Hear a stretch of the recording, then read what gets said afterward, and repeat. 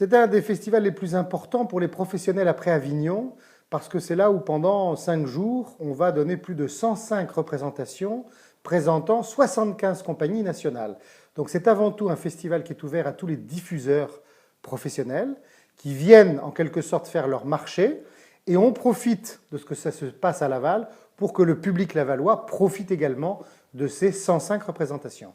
Il y a une partie de la programmation qui émane de ce qu'on appelle les régions en scène, qui sont une sorte de petits chaînons manquants organisés en région, organisés par nos adhérents, qui sont 230 au total, 200 salles de spectacle un peu partout en France, et qui organisent des petits chaînons présentant une douzaine, quinzaine de projets à chaque fois.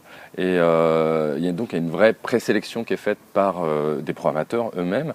Et nous, on va puiser dans cette présélection pour construire un tiers de la programmation. Pour nous, la ville de Laval, la Mayenne, la région des Pays de la Loire globalement, qui sont entre autres les collectivités qui nous soutiennent dans cette opération, répondent à tous les critères qu'on pouvait se poser, c'est-à-dire avoir une ville à taille humaine qui correspond à notre état d'esprit, et puis globalement une énergie des bénévoles, du public qui est prêt lui aussi à prendre des risques pour venir voir des spectacles. On dit souvent que les grandes manifestations culturelles, les festivals comme le Chaînon Manquant, marchent aussi parce qu'il y a beaucoup de bénévoles derrière. Et ça, je pense que c'est extrêmement important. Et c'est une des raisons aussi qui font que la municipalité de Laval participe à ce festival parce qu'on sent l'implication de la population.